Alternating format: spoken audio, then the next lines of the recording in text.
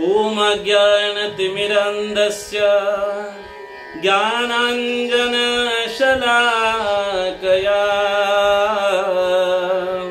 चक्षुरुन्मीलितं येन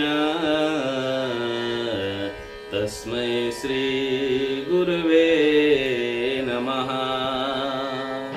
मूकं करोति वाचालं पंगुं लंघयते गिरिं यत्कृपातहं वन्दे श्रीगुरुदीनतारणं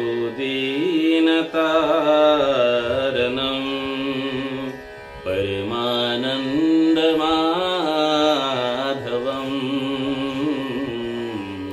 श्रीचैतन्य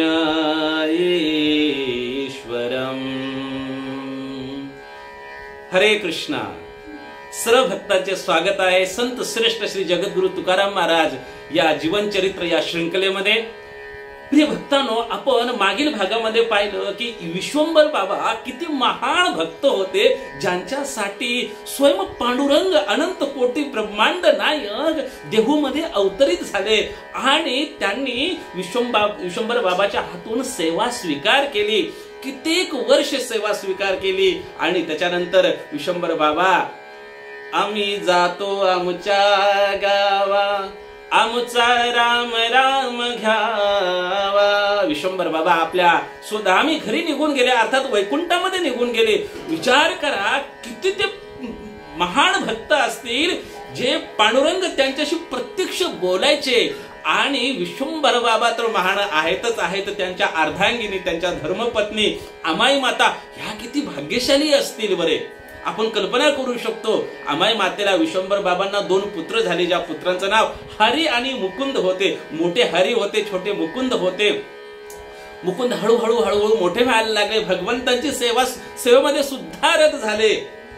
परंतु इतरांकडे पाहून मोठं झाल्यानंतर त्यांना असं वाटत होतं की नाही, इतरांकडे जी धनसंपत्ती आहे त्याच्यापेक्षा अधिक धनसंपत्ती आम्हाला प्राप्त झालेली आहे। खरं तर भगवंतांच्या कृपेने काहीही कमी नसतं, प्रचुर मात्रामध्ये सर्व काही असतं, त्यांचा विवाह झालेला असतो। परंतु इतरांकडे पाहून त्यांना असं वाटतं की आपण सुद्धा परगावी गेलो पाहिजे, प्रचुर मात्रामध्ये धनसंपत्ती कमावली पाहिजे। या उद्देशाने ते दुसऱ्या गावी गेले, राजाच्या सैन्यामध्ये भरती झाले। आणि इकडे मात्र भगवंतांना मात्र अमाई मातेचा आणि सर्व परिवारांचा जो आहे तो विरह जाणवत होता। अमाई मातेची इच्छा नव्हती देऊ सोडायची, परंतु मुलांबरोबर त्यांनाही जावं लागलं। पांडुरंग अमाई मातेच्या स्वप्नामध्ये यायचे आणि म्हणायचे की हे माते, हे आई, मला करमत नाहीये, तुम्ही या परत, तुमच्याशिवाय मला करमत नाही, मी तुमच्यासाठी या देऊ गावामध्ये आलोय। परंतु अमाई मातेचा नाही विलास, मुलांपुढे काही चालत नव्हतं। मुलांना सांगायचे, बाळांनो चला आपण देहूला वापस जाऊया, आपल्या घरी जाऊया, पांडुरंग आपली वाट पाहतायत। आणि मुलं म्हणायचे हो आई म्हणून जे आहे ते काय पुढे ढकलायचे। पांडुरंग वारंवार सांगायचे, अमाई माता पण मुलांना सांगायची, मुलं जे आहे ते दुर्लक्ष करायचे।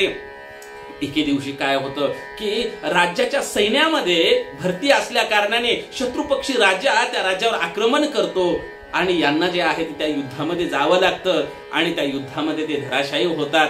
आणि धराशायी झाल्यानंतर मृत्यू समयी त्यांना पांडुरंगांची आठवण येते, पांडुरंगाचं स्मरण करतायत। आणि भगवान श्रीकृष्ण सांगतात ना, अंतकाले च मामेव स्मरण मुक्त्वा कलेवरम। अंतकाळी जो भगवंतांचं स्मरण करतो त्याला साक्षात भगवंत आपल्या धामामध्ये वास देतात, त्याच्यात काही संदेह नाहीये आणि त्यांना वैकुंठांची प्राप्ती होते।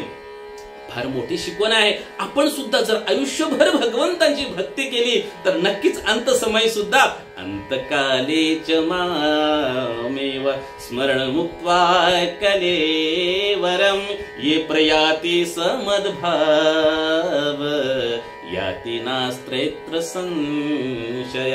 यामध्ये काही संदेहच नाहीये की आपल्याला भगवत धामाची प्राप्ती झाल्याशिवाय राहणार नाही। म्हणून आपण आयुष्यभर भक्ती करायची आणि अंत समय भगवंतांचं स्मरण करायचं आणि आपल्या स्वधामी, आपल्या घरी वैकुंठामध्ये भगवत धामामध्ये निघून जायचं। हरी आणि मुकुंद हे जे आहे ते वैकुंठामध्ये निघून जातात। मुकुंदाची जी पत्नी आहे ती सती जाते. छोटे असतात मुकुंद, हरी मोठे असतात. हरीची पत्नी गर्भवती असते, ती माहेरी जाते आणि अमाय मातेकडे दुसरा पर्यायच राहत नाही. कुठला? देहूमध्ये येण्यावाचून देहूमध्ये येण्याशिवाय दुसरा पर्यायच राहत नाही. अमाय माता देहूमध्ये येते आणि पांडुरंगाची सेवा करते. परंतु एवढी वार्धक्य अवस्था असते की तिला जे आहे ते आपल्या व्यवस्थित शरीराची सुद्धा काळजी घेता येत नाही. तर प्रिय भक्तांनो, एवढा हृदयस्पर्शी प्रसंग आहे. स्वतः पांडुरंग अनंत कोटी ब्रह्मांड नायक लक्ष्मी सहस्त्र सत संभ्रम सेव्यमानम गोविंदमाधिपुरुषं तमहं भजामि. अहो, सहस्त्रावधी लक्ष्मी या भगवंतांच्या सेवेमध्ये संलग्न असतात. अनंत कोटी ब्रह्मांड नायक तेच अमाई मातेच्या सेवेमध्ये संलग्न झाले. संत सांगतात, आवडीने भावे हरिनाम घेसी, आवडीने भावे हरिनाम घेसी, तुझी चिंता त्यासी सर्व आहे, तुझी चिंता त्यासी सर्व आहे, तुझी चिंता त्यासी सर्व आहे. नको खेद करू कोणत्या गोष्टीचा, नको खेद करू कोणत्या गोष्टीचा. पती लक्ष्मीचा जाण तसे, पती लक्ष्मीचा जाण तसे. नको खेद करू कोणत्या गोष्टीचा. आवडीने भावे हरिनाम घेशी, तुझी चिंता त्याशी सर्व आहे. नको खेद करू कोणत्या गोष्टीचा. पती लक्ष्मीचा जाणत असे. अमाय माता पूर्णपणे भगवंतावर अवलंबून होत्या.